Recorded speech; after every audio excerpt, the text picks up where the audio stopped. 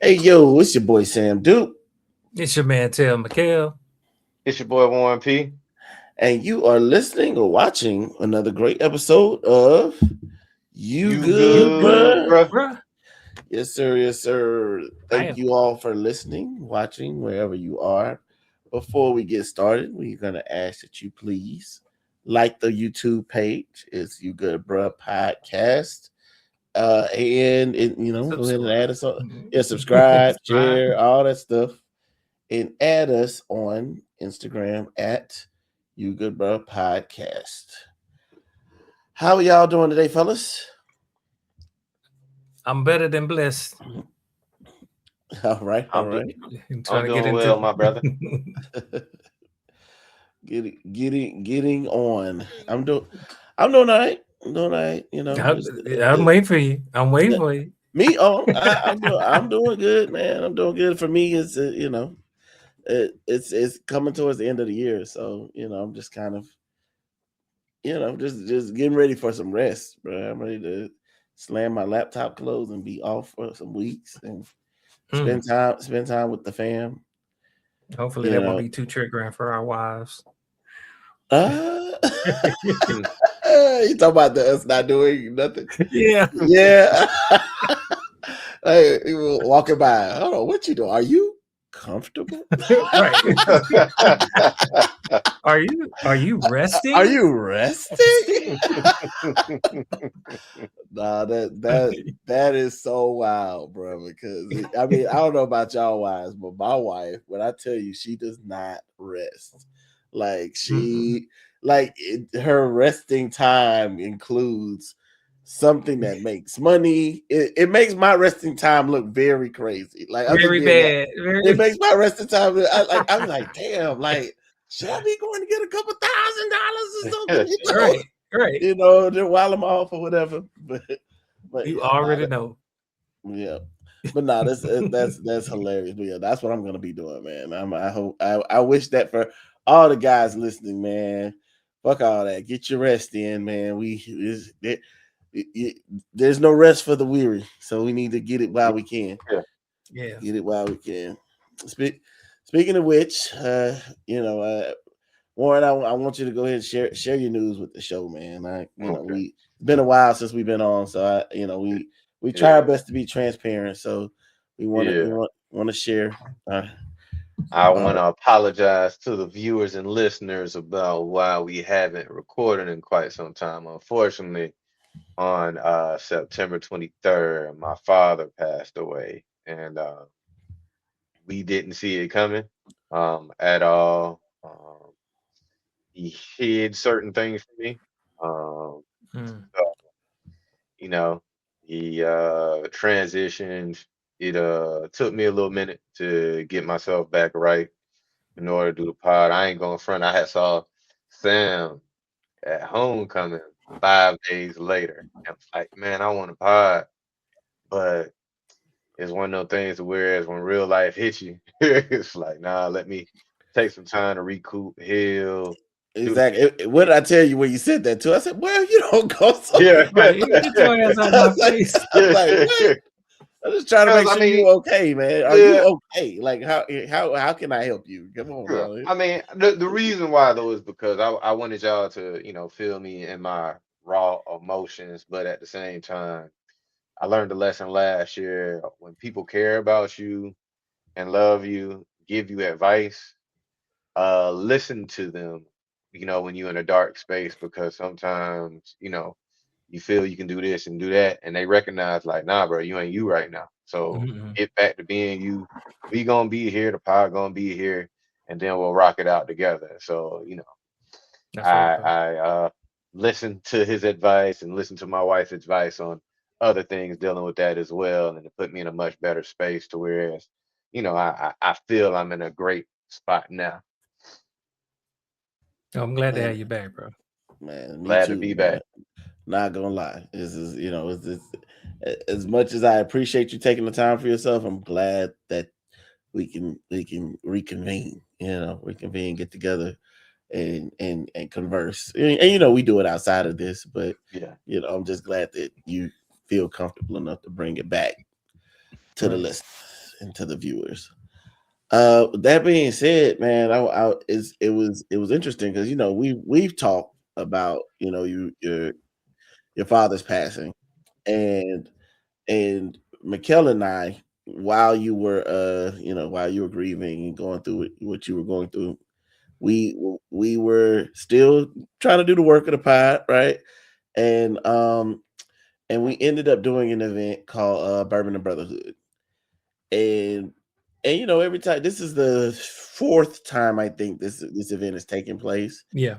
um I've been to three out of the four. Mikhail, I don't think Mikhail's missed one. Not one. Warren went to the last one, the one before the one we just went to just now. And every time it's a different kind of theme, different kind of vibe. That's what I appreciate about it. It's never been the same vibe. That every time it comes, it's like completely different vibe, completely different thing. And this time around, it was themed around sports. It's kind of like a tailgate kind of thing, and it was kind of like a meal. Like, let's talk about our mental health while we, sit back, chill, get drink on some drink, watch some football, and just have a conversation. Yeah. What I appreciated about the conversation though the most, and and I know, like, we were talking about like how bad Mikhail wanted you to be there, Warren, but the conversation it was like a legacy. uh it was like a legacy building type conversation, right? It was kind of more of a, you know where you stand, what would you like to leave, or what did you get from, your the previous generation, or what did you get, or what would you like to change, Mhm. from what you got from the previous generation. And it was really a cool reflection point of, like, listening to people who had been fathered, who are fathers, who have been, Want to be. who want to be father. Yeah, there was want to be fathers in there too, and it was just a real cool vibe. For those who haven't watched, you guys, it's on our YouTube. It's about an hour long, but it's a good conversation. You may hear a little bit of Mikhail smacking on some food towards the end. I ain't editing that, but It was a but tailgate, dog. Let it I know it was flow. a tailgate. It is what it is. Okay. But I'll just say it was a great conversation. There was so many different perspectives there. And so it was just something I felt like it was kind of keen for the moment, Warren, to kind of discuss, like, what fatherhood looks like, what the fatherhood influence looks like, and what we got from the event, but also, just kind of get a chance to discuss what the impact of fatherhood really looks like. You know, I'm gonna be frank with you. I would have been crying at that whole event the You wouldn't have entire been time. alone. So It was I'm definitely, not gonna lie. You wouldn't have been by yourself, brother. yeah. It For, was it was some it was definitely there. yeah. Which I really appreciate because, you know, when it was clear that this was a safe space to do that, it wasn't a problem because people started opening up about some of their complex traumas, and it wasn't like they opening up and then they're not being uh helped in that process. I think it was more so just getting that support from the people that you, at this point, you just met, but they've proven themselves to be upstanding and like-minded men.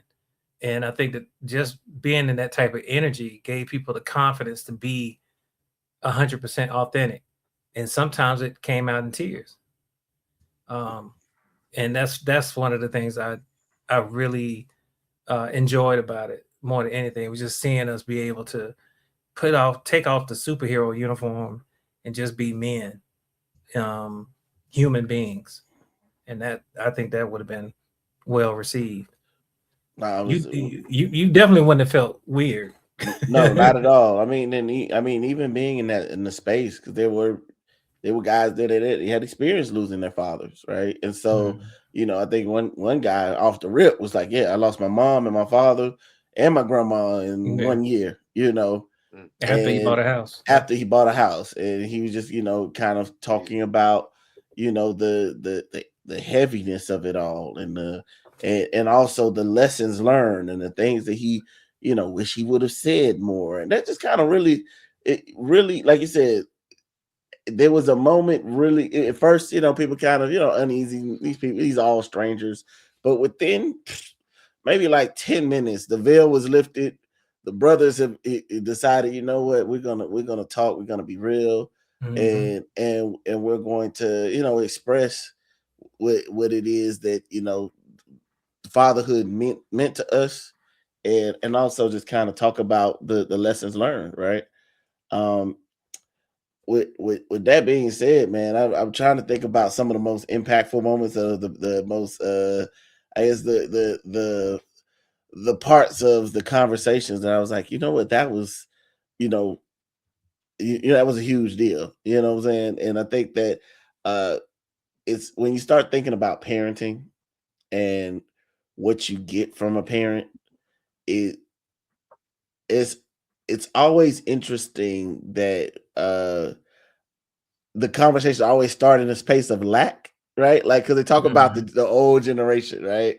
That was a big piece of the conversation. It's like the old generation, they weren't talking men. They ain't the type of men to talk a lot, Right. and Show. yeah, and my daddy didn't teach me how to what was the one was like, my daddy never taught me how to shave, right? Like Yeah, and he was, and he was upset about that, right? He was like, bro, my daddy never taught me how to shave, and then he realized, I think years later, after his dad had passed, that, you know what, my dad didn't shave. That's why he never taught me how to yeah, shave. that joke had a you know, full beard but, his but whole life. exactly. It's like, But it's like, yeah, my dad had a full beard, but it's like, I guess as life started to hit him and he started to have to deal with shaving or whatever it may be, it mhm, was funny that it started off him talking about the lack of the things that he didn't get from his father.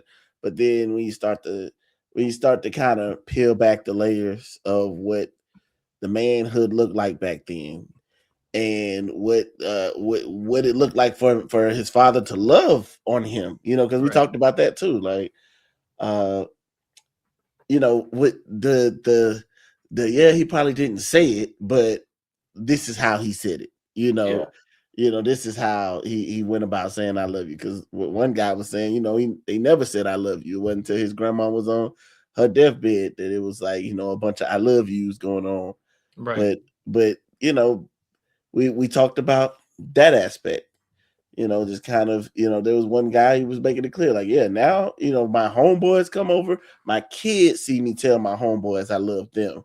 You know what I'm saying? I tell my kids I love them. And so it's just kind of interesting when we start talking about breaking down the generations Yep. of fatherhood as well, and what it looked like from their kids' eyes.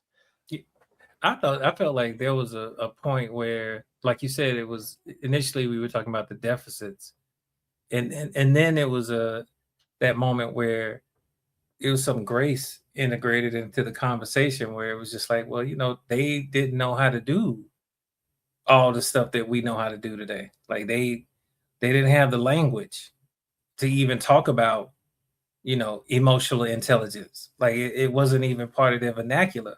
So for us to hold them accountable at this point, um, it just there's no advantage to it. So it was a moment of like opportunity for people to kind of switch the energy from what I didn't get to, well, what did I get? And then you were able to talk about it, because I know I always talk about the like how my father's mechanical prowess makes me really comfortable fixing shit. Like I literally just finished fixing our washing machine, bro. Look at this nigga, Like, bro. Look, Saving that hey, money, baby. I ain't gonna lie, bro. I'm gonna have to procure some of your services, my guy. I got some shit around these parts that I'm right, kidding, Saving not that around these money, baby. parts. but Saving but that money. hey, man, look, that's not But that. but that's kind of the I think the when I walked away from the event, the the energy you just heard come off of me is how I felt the energy was, because everybody was like, when can we do this again? Yeah, we was about to put money in the pot, Warren. Yeah, It's about to be literally. it was about to be a hey, look, how do we, Right. how do we What resources do we need what to pull resources do together? we need to make this happen on a more frequent, Right. more regular I think we agreed it's gonna be like quarterly, right? quarterly? Yeah, Once a quarter. we said we're trying for once a quarter, and I would hope that I mean it shouts out to Tashma Yeah. because she's Of the you know Tashma Picnic group. of the Tashma Picnic group. She is the catalyst for Amazing. this type of event, right? Because I mean, we did it this time at a bank, and it was it was almost as if and the bank branch manager, you know, happened to be somebody Mikhail knows, and she was, at the beginning of the event, it's just a regular event, right? But as the event went on, you could see their eyes just kind of like brightening up because they've never seen grown men interact in this way, Right. have these type of conversations and and be passionate about these type of conversations that's not associated with politics and sports, right? Like, or not associated with, what I'm saying, like not Some associated, bullshit. yeah, on some bullshit. Like you could see their faces and they're like taking pictures of us like we're like this is a unicorn, Right. experience. Y'all Like, ain't gonna believe this yeah, shit. you can't Click. don't yeah, because they're taking pictures of this shit for their homies, their friends, Right. their girlfriends to say, hey, there was a group of black men in downtown Atlanta that it was 30 of them. They ain't know each other from nothing. And they got together and, had a session to get an understanding of, of fatherhood and past traumas and all these other things, man. And I just think it was a beautiful experience all the way around. But 1000%. what was more interesting to me, and this is something that kind of popped up after, how it is. Your algorithm be listening to you at this point. I'm not even gonna try to play it. Like Yeah. my algorithm be knowing what I've encountered or whatever the Mhm. case may be. And so I this post came up, and I just think we should. I mean, we'll just take some time to roll through it, and whatever comes to the conversation comes. But Okay. um, I think that it really captured what the fatherhood experience is like, and it talks about what is considered the quiet realities of a fatherhood experience. And and from my perspective, like I said, my father wasn't in my home, so I didn't, some of this I don't resonate with as a child, but I think I can resonate with it as a current father, Hmm. seeing how my kids see me. And so I wanted to share this with y'all and just, just kind of comb through it and let me know what resonates with y'all, man. Just to let me know, if you see something you're like, oh man, that's Johnny on the spot. Or if it's not, it's like, let's just talk about it. Let's just see what comes of it real quick. Okay. All right, so let me see. Let me know if y'all see it. I Yeah. see All right, that. it's I don't see like the small part. no, you don't have to read the small one. This is the part right here. It says how children see their dads at every age, the Mm. quiet realities of a father's influence. All right, so ages 0 to 2 is it says these dads are seen as the safe space. To a baby, the dad is warmth, heartbeat, in the arms where the world finally makes sense. They don't understand the world yet, but they understand presence. They learn what safety feels like, whether dad comes close or stays distant, how love sounds in a voice. And then down at the bottom, it talks about what you should avoid. And it said, avoid assuming that they won't remember. Their bodies remember what their minds can't yet store. That's right. That's a, that's, That, that's, that's that's spot on. yeah, really. Yeah. Well, there's this video going around of this dad and his son, and he has like a little fake baby doll, and he's throwing the baby doll in the air, and he's catching it, and the little baby, 2-year-old baby's down there laughing, ha ha ha ha ha. I don't even know if the baby's two, and he keeps throwing it, and then on the third one, he doesn't catch it. Oh and wow. the baby doll hits the ground, bang, right in front of the baby, and the baby looks at the doll, and the baby looks at the dad, and then the dad goes to pick up the baby, and the baby starts to run from the dad Mm. Wow. because he's thinking, you just dropped this baby, Yeah. you gonna drop me. So that man just taught his child, I'm not safe. Sheesh. Like for me, man, we can't keep doing these videos for clicks, bro. You don't know the damage you're doing. Mm, But anyway, I digress. That, But I mean, yeah, no, that you're right. that's Well, literally what that is. okay. And so look, this right here is the one that I felt like resonate the most with me because I think my kids just got out of this this stage. The age 3 to 5, the mighty hero. This is the season of Daddy Watch Me. Your smile, your applause, your silliness. These are pure gold. They learn during this stage what looks like when it moves, how to handle fear by watching you handle yours, Mhm. how loved ones speak to one another. Avoid this is something that's telling fathers to avoid laughing at their tears or calling them dramatic. Their emotions are bigger than their vocabulary. That's Sheesh. correct.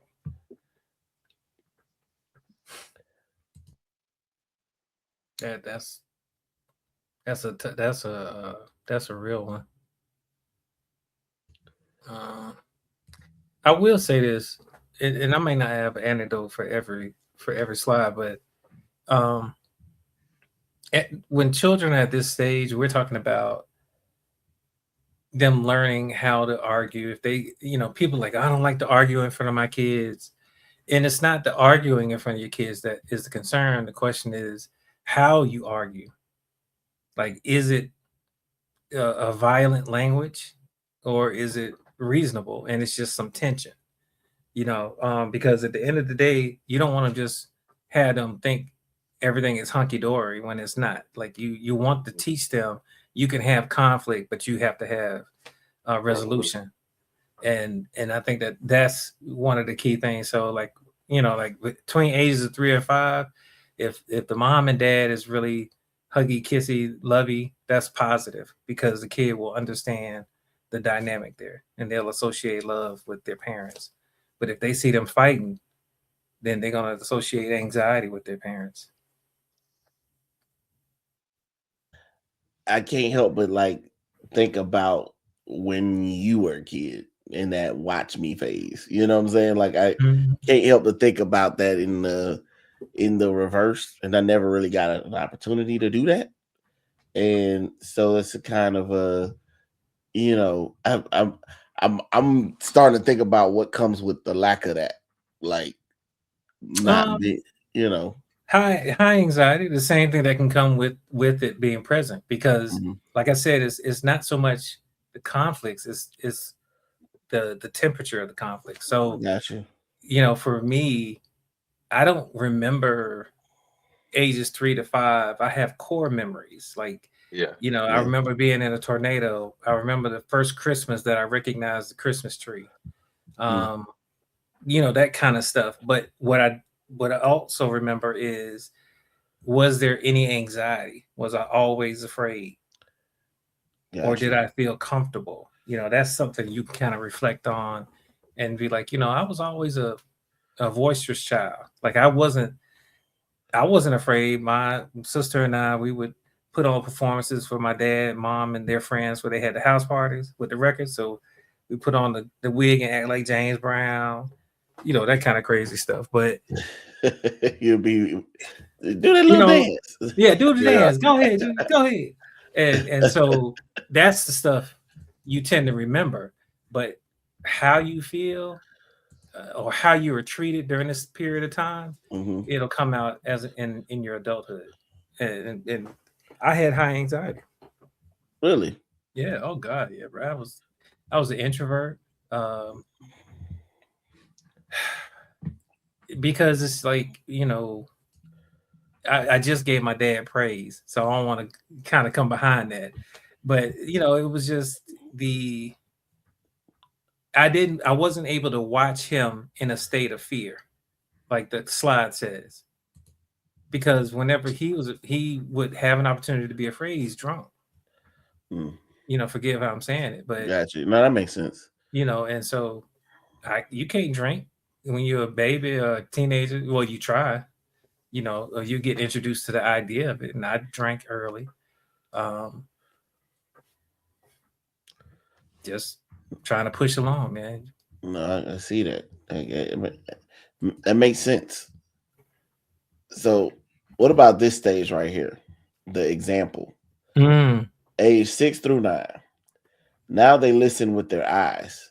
They see how you treat people, how you solve problems, how you calm yourself. The kids learn integrity from your habits, compassion from how you speak to others, confidence from how you recover after mistakes. Avoid minimizing their fears or brushing off their questions. Your words here become their lifelong self talk. that's right. I gotta speak on this, and God bless the dead. So at 6, in the church underneath, at the bottom floor of Martin Army Hospital, my dad told me and my brother that my mom had stomach cancer, which was actually colon cancer. But a kid, you don't understand colon cancer. You understand stomach cancer. And I remember crying because my brother and father were crying. Had no clue what was going on, but I just started crying because they was crying.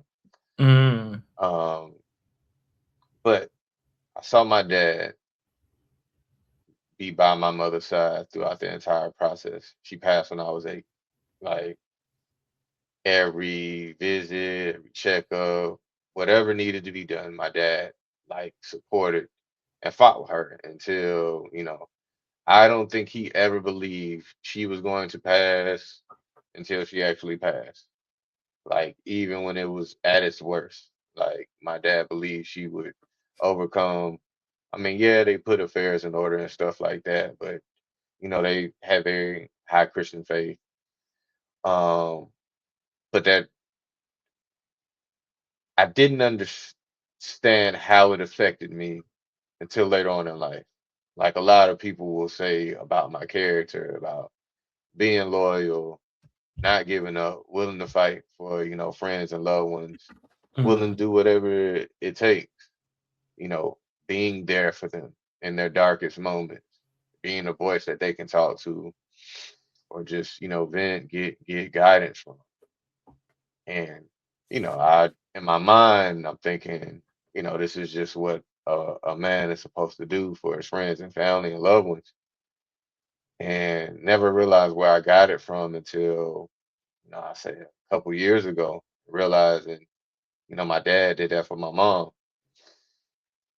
And I used to shit on my dad a lot because after she passed, it was a lot of dark years for my dad, almost a decade and a half. Like we grew apart, but thank God we able to get back together and have a great relationship for the past 10 plus years, maybe 15 years.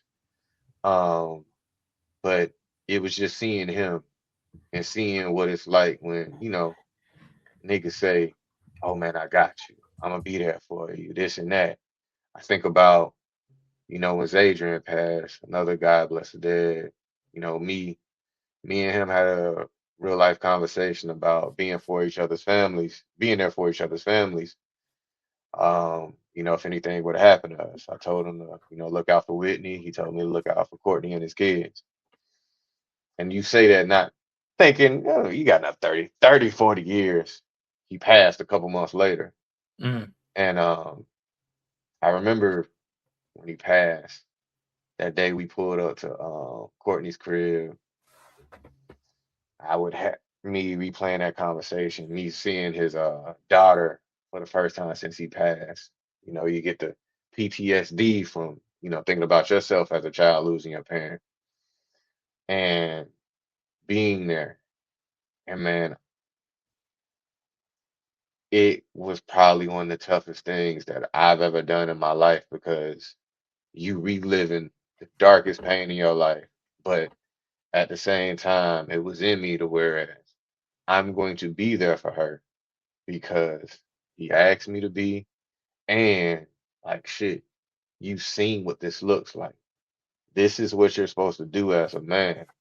Like, be there for people in their darkest times, even if it hurts you. Because shit, the first couple times I saw Kaylee after Adrian died, I would put on the face in front of the family and her, have fun with her. Man, I get in the car and drive home and just cry the entire way from goddamn Ackworth, Georgia to my crib. Mm. But that age range that you listed, it has stayed with me forever.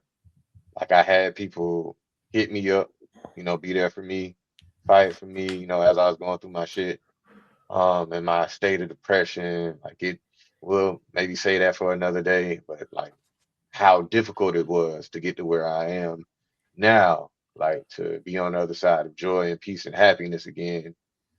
But I had people reach out to me and fight for me and be there for me because they said, look, when this person died, when that happened, when my father passed, like, bro, you was checking up on me all the time. You was calling me, you would let me cry to you, let me just be an ear. When my mom passed, you would consistently check in on me. And I saw my dad not only be there for my mom, but during that time, right after she passed, yeah, me and my brother was going through hell at the house with him, but he would, speak life into other people. When we go to the church, we always stay in an extra 30, 45 minutes after services. And my dad was speaking life into people, even though he went through the worst pain, a man could go through outside of losing a child, from what he told me.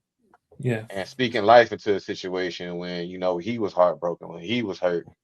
And so, I try my best to emulate that. Now I know where it comes from. So that resonates with me. Sorry to go off on a tangent, but No, just man, no, like when you lose like your pops or a mom or somebody close to you that encouraged you, was there, you start thinking about all these different pieces about what you learned from them, good and bad. Because with my dad dying, um, I remembered the shit he did wrong and how he handled my mom's death. How he acted towards me and my brother, how, he didn't take the time to heal himself or do, go to therapy, do this, because we went to therapy once and he never did it again. We never did it again as a family. And, you know, Whitney had was like, hey, one, I want you to go to therapy. At first I was like, no, but then I thought about back then, I'm like, nah. I'm about to say your ass. Yeah, like, cause when you when it happened, I'm gonna cuss you out. yeah, when it originally happens, like in your mind, you like, bro, I don't even know if I'm able to process what they're telling me. But yeah. I went back to my father not doing it, and was like, okay, you should try that, like so you can get it out. You should do it. Your dad, my dad didn't show his emotions after my mom died with us, and we had a conversation about it. And I remember being on the phone with people, man. Shout out to Ted, shout out to my wife. And I might cry about this one, but I my line brothers, man, every conversation, bro, I'm crying. I'm hurting. Like you could hear it in my voice when you call me on the other side that, yo, this man is really going through it right now. And I would tell Mm. everybody that hit me, I gotta go through this. Like I gotta get these emotions out. I gotta cry. I gotta go through this. I can't fight this because I've seen what it looks like when people try to hide that they're hurting and they're going through certain stuff and they bottle it in and it comes out in so many different other areas in a negative aspect. I've seen how it damages families. I've seen how it That's damages fair. relationships to where it's because it's still in you and you ain't letting it go. You faking like you not hurting or it ain't bothering you when killing you from the inside, and you're hurting people when you think that you all right. And so shit, Mm. I'm crying, bro. Like I'm crying. I'm going through it. Like all the emotions. Some days can't get out of bed, whatever, whatever. But it's just like each day while I'm down, it's like I gotta go through this so I can get on the other side of peace and happiness. And I learned that the good and bad from my dad and how he's handled those type of situations. I think that actually this goes very well into the next phase, which is the protector phase. Hear me out here. Now we'll explain it a little bit. It says life expands, friendships shift, insecurities grow, dad becomes emotional shelter. They learn if feelings are welcome. Kids are learning if feelings are welcome, whether dad listens with presence or impatience, how to trust someone with their heart. Um, oh, and it says avoid saying you're fine when they're not. Emotional dismissal becomes emotional silence later. Mm-hmm.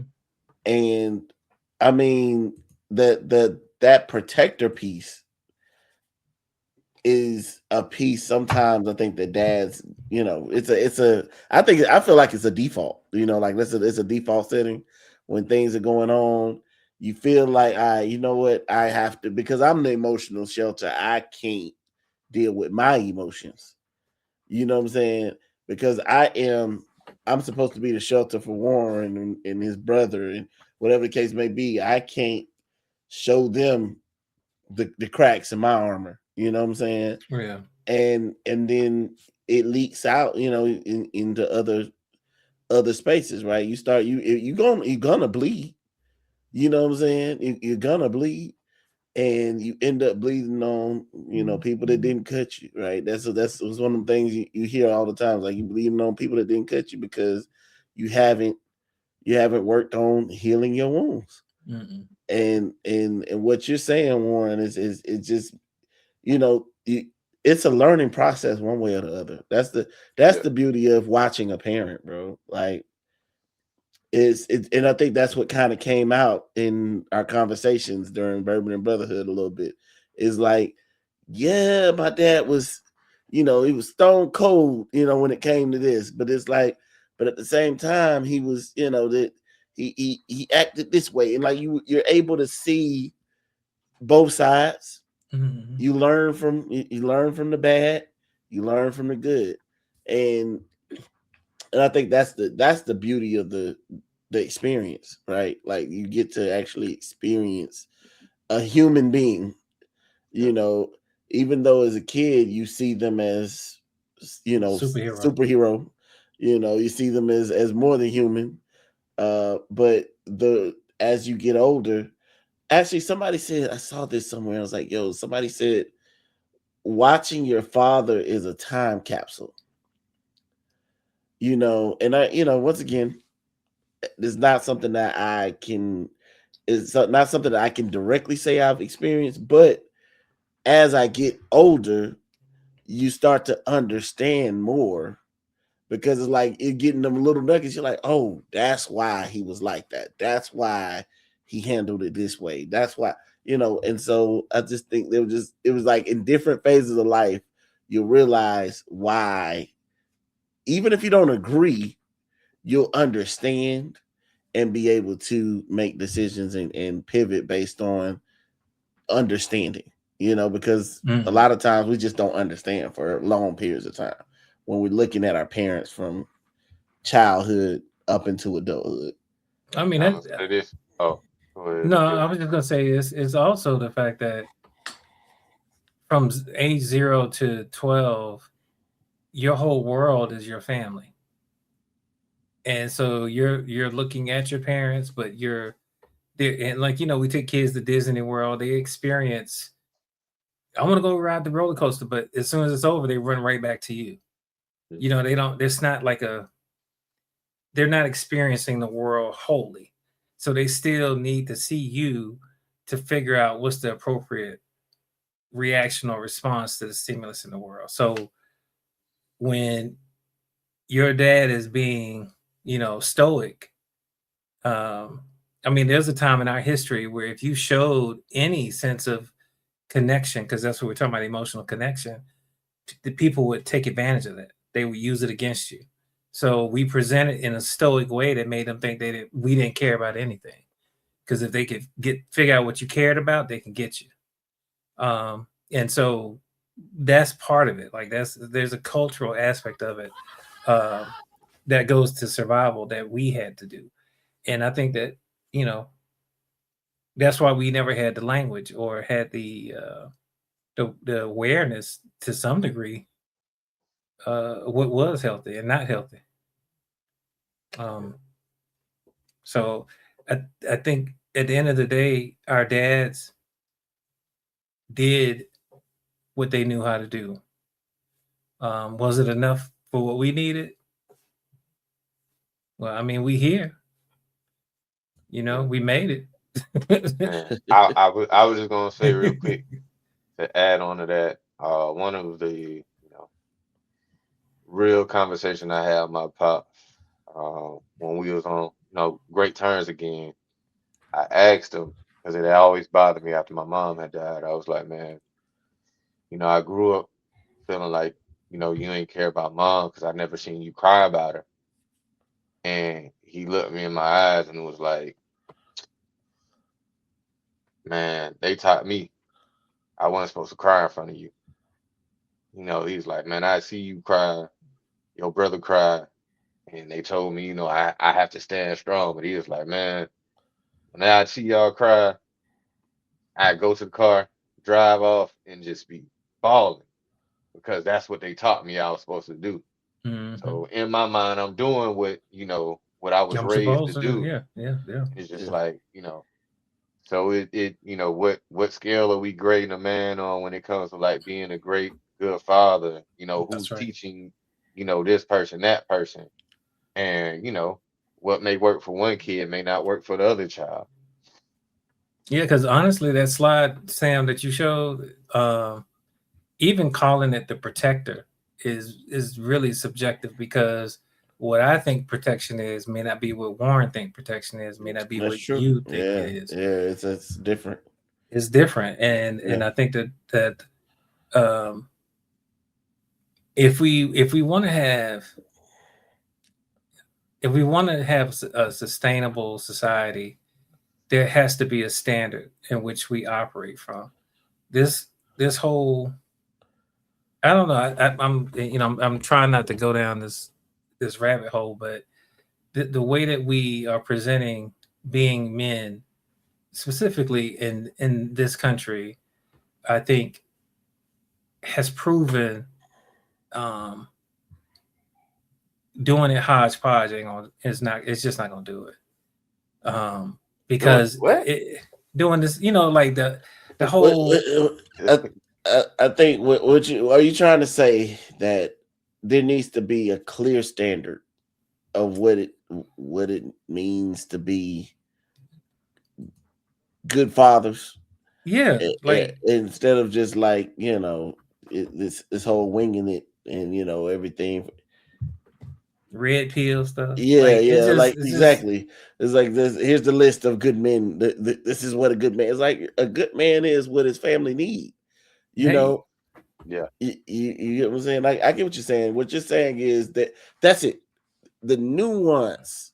We've cut nuance out of things a lot of times. We mm-hmm. like to be like, no, this is what the Chop, man chop, chop, chop. does. Yeah, this Yeah. is you chop this yeah, up and what it's into what it's needed. But it's like anybody who's anybody who's grown up with siblings, anybody who has multiple children will tell you you got to be like I have to Different be a dad. different dad And we got to twins. yeah, exactly. We got twins.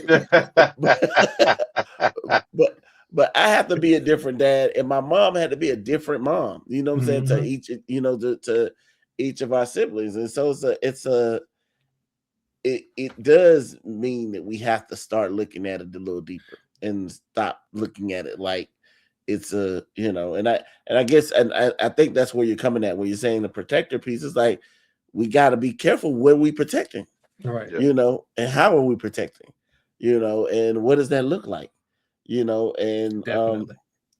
yeah, interesting. That's an interesting point. But What's the next phase you were talking about, you're talking about like how uh you know, up until 12 it's all it's all about family, right? It's all about your family. hmm So the next phase is it looks like it's more of a teen phase. It's 13 through 16. Yeah. They may pretend, this is funny, they may pretend that they're not watching, but they are Yeah. closely. Like that's the closely at the end is, I guess, the scariest part about this, Right. because uh because they're learning how to argue respectfully, how to apologize without defensiveness, and how to set boundaries without fear. What this part where it says to avoid coldness, distance, constant criticism. If connection isn't available at home, they'll seek it elsewhere, That's right. often in unsafe places. That is, those to me are I wouldn't say scary years, but you I I feel like you want to try your best to get it right in those years, or do as best as you can to get it right, because it's not always there's not always I, a right. yeah, I think I agree. I think all of it from zero to that point Yeah.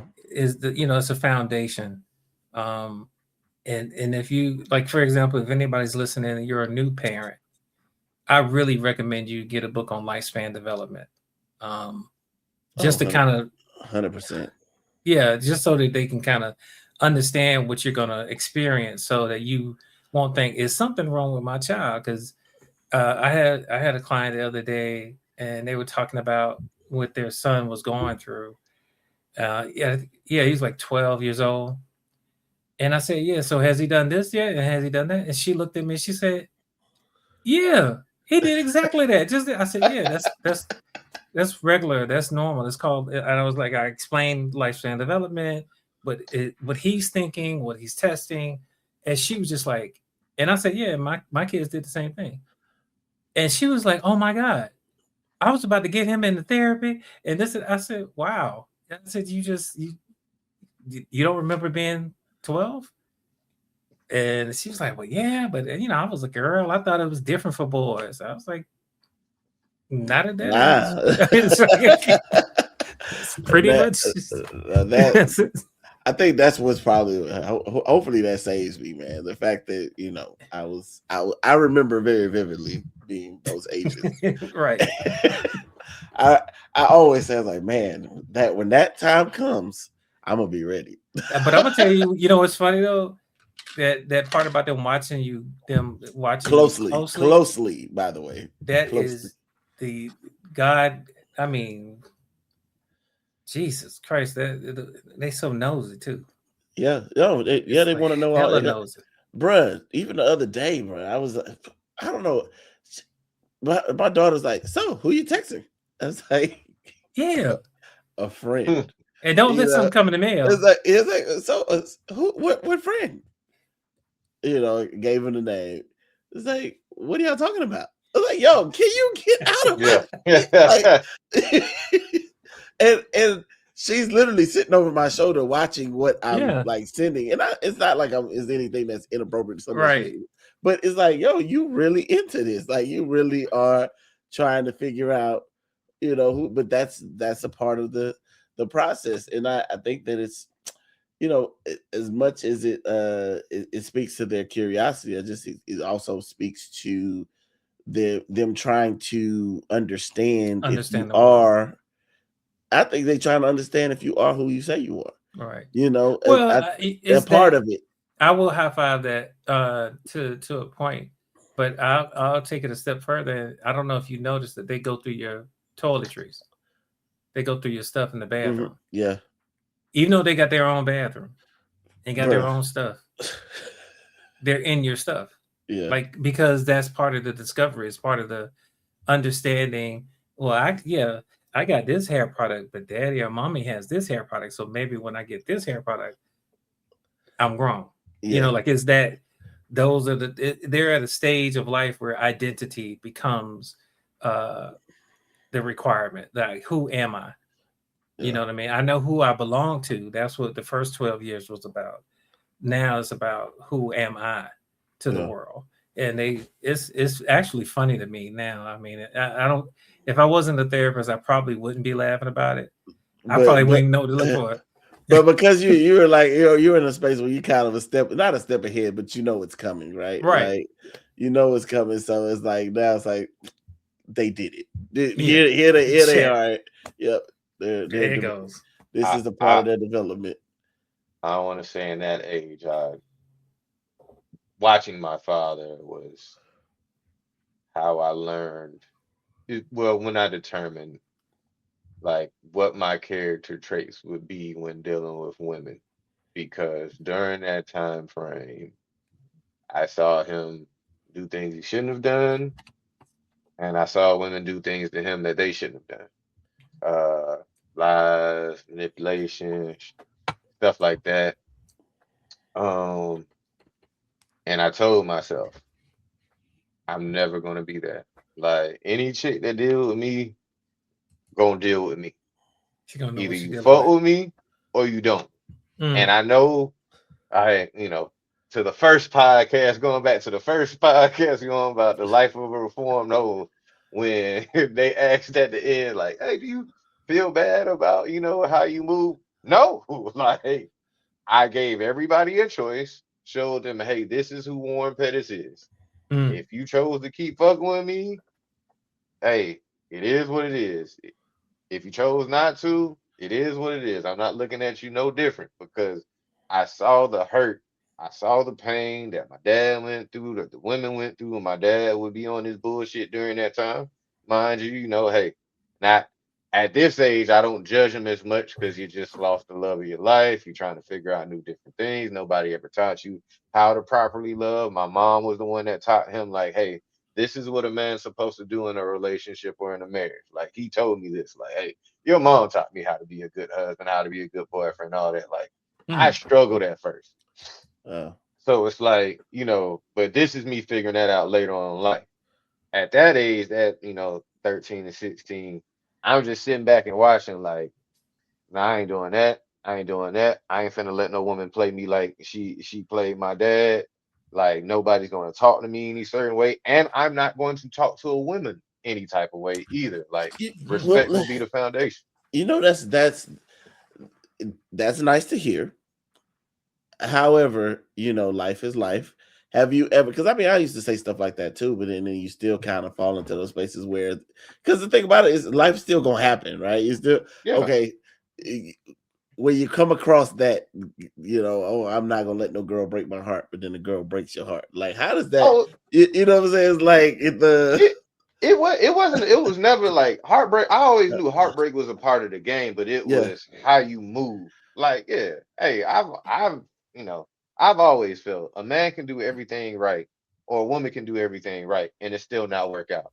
But if you love and care about that person in this aspect, like shit, do everything you're supposed to do. Don't live yeah, in fear. Like losing a parent at an early age, you lose for some of us, you lose a lot of that fear and worry, like, yo, bro, I could be dead tomorrow. So gotcha. I'm gonna give Yeah, what I got right now. And if it don't work out, it don't work out. Not saying I uh, wasn't hurt when I got heartbroken and stuff like that, but it was, shit. If hell, I've been a sucker to plenty of women that I well, let me rephrase it. A well, couple.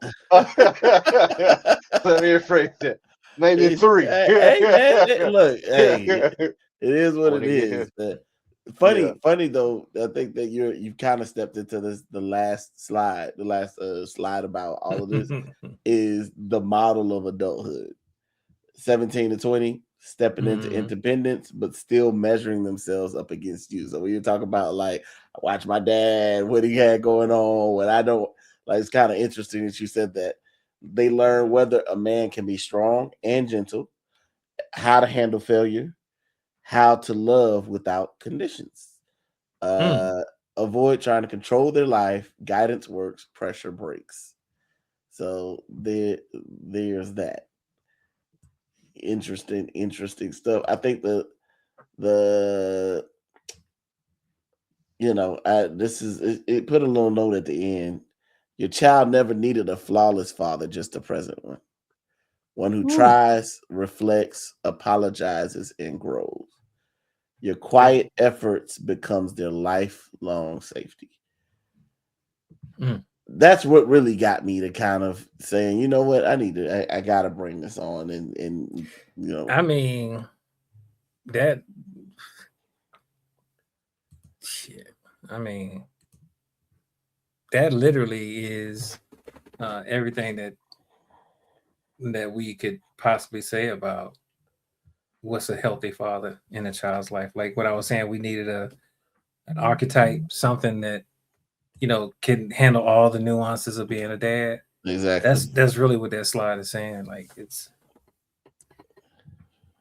It's not about being perfect, man. It's about trying, reflecting, apologizing. when apologizing and growing, right? And if you look at all of those, if those four things right there, if you do that as a father, and you can get your kids to do that as they get older. I mean, you don't have to wait till they get older to do it. Meaning, like Right. as you're raising them, I I think we could say well done no matter what the child is, right? Like no matter the type of child there is, this is something that you can put on fatherhood and put on raising a child can that can that can transcend the type of child that you're raising, right? You get what I'm Right. saying? You Yeah. as long as you got a child that tries, reflects, apologizes, and grows, I think I can say I did my thing as a father. And as long as I had a father that did those things, I think I could say, you know, well done, Dad. Uh, Right. I mean, once again, I didn't have that, but I appreciate seeing that. I appreciate seeing that from people who have had their fathers, Yeah. because I was able to Frankenstein. That's what I was about to say. Yeah, It's not. I tell people all the time, like you may not necessarily have had a one-to-one relationship, but your God gave you all these other senses. You could hear, you could see, you could smell cologne that men want. You know what I mean? Like all the things that help you process the world. And if you connect, you could learn. Like I think I feel like I'm still learning. Because each year you're literally a new person. Like literally, cellular, emotional, physical, and I feel like we need guidance even in our adulthood, um, amen to that, bro. Shit. because having more than one brain to talk about what's going on in the world helps to come up with solutions that last a lot longer than the quick emotional ones that we tend to pop into. So that's just me. I feel like that's what we need village wise. 100%. And and also understanding, as you said, with you changing, like y'all all different fathers from last year to gonna be a different father next year. Ain't no telling what battles y'all gonna go through in your life, and being able to, maybe not that moment, but I hope you can in that moment having those conversations with your Mm. kids. Because, I say this and I implore, all fathers, and daughters and sons, who may have had a rocky relationship with their dad. Um, if you're at that space, to have those conversations, like those tough conversations, because I kind of break up my years with my father in three different periods. You had prior to my mom's death, where things were great. Then you have after my mom passed, up until my dad had to go through some stuff to knew that he had to change as a person, that how he was living wasn't right. And then Mm. there's that period to whereas we had that acceptance of me looking at him as a man. At 24, I started looking at my father as a man, not just as my father, and having the tough conversations, going through, past traumas to understand, like, yo, why did he move the way he moved? Even though it hurt me and it was tears and all this other stuff, but it gave me so much understanding as to me why he moved the way he moved, why I move the way I move, and how I can better myself and also better our relationship. Like, I'm thankful that when my dad died, it hurt like hell because if he would have passed when I was 20, 21, 22, it would have hurt, but it would have hurt more so with regret tied to it versus, at this time around, like my father was the only person on this planet that I could say, outside of my wife now, but been in my entire life where I love this person, flaws and all. He had a lot of Mm, flaws and he had a lot of good things, but he could also see in me the flaws that I had, the goodness that I had. And we were able to build upon that relationship for the last 15 years. And I don't know when this episode is going to be released, but I'll say this and then I'll pass it on. Last year, I had planned on building a tradition with my father. He spent Christmas with us. I cooked all this stuff. He spent it with us. And I had planned on doing this for another 5 to 10 years. Um, but unfortunately, we won't be able to do it this year. But I'm still going to host Christmas this year in honor of him and doing it, until I pass the torch to a son or a daughter, whatever, and then they do it. But I say that to everybody to whereas, even if you have, difficult relationships with your father, in most cases, there is room for forgiveness and growth. And I want y'all to start looking at your fathers as not just your father, but as a man. And I was able to look at my dad as a man, and he held himself accountable for his mistakes. Because I know a lot of times parents would just, I did the best I could and just leave it at that. Like he held himself accountable, and that allowed me to forgive him so we can move forward. But I implore everybody, especially after losing mine, just take the chance. I know ain't no telling what is gonna happen, but just take the chance. Because I'm at peace with my father's passing because I took that chance. okay. Hey, brother, look, I just appreciate you sharing your experience. I know that it's not easy to have this type of conversation after losing a parent, but the way I've watched you deal with this, bro, and I just appreciate your authenticity, man. And and I think I can speak for your father when I say he's proud of the man that you've become. And Yeah. and I just appreciate you, being vulnerable with us and being vulnerable with the people, and also just really giving a raw, uncut, real deal, understanding what you've been through, because it's not an easy thing, but at the same time, man, it seems as if regardless of what happened in the past, you've gotten the tools you need, bro. And so Yeah. I stand here admired by how you've handled things and how you stood up for yourself, your family, and and you know we still with you, bro. I Yeah, appreciate y'all. Did the wheels fall off? exactly. And we Look, know look the same way here. it's a long journey, brother. It's not, it's not it don't just go away. And so we're just here for you. It's a wave. They just say it's waves. Every once in a while, a Oh yeah. wave just come, and just know we're here when they come. Um, Thank you all for bearing with us and having this conversation. For more conversations like these, it's You Good Bro Podcast, YouTube, Instagram, Twitter is You Good Bro Pod. We doing TikTok? Nah, we do have a TikTok. It's a You Good Bro. But the thing about TikTok, bro, they don't like the way we talk. I be getting flagged every time I Yeah. throw a TikTok up, bro. I was about to Is this say. is the Southern slang? Like, what is it? I don't know. I mean, I don't know if it's the cuss words or what we say or how we say it, bro. But every time I throw a TikTok up, I get flagged. Um, we were doing some traction at one point, but we are on Yeah. fan base. I put a fan base up just to see what it's like. But Yeah. but yeah, we do have a TikTok. This You Grip My Podcast on TikTok too. You know, just follow us everywhere. Yeah, Wherever, follow us wherever, everywhere. Yeah, all wherever the that number good stuff. And we grows. love Yeah. you and we appreciate you for following us too. Yes, And yes. liking Thank and you. all that good stuff. And we appreciate the feedback too. I know 100%, man. Look, I'm Sam Dupe and I'm good. Hey, I'm Tel McKell. I'm good. I'm Warren P and I'm good. Just like that, we out. We out. Bro.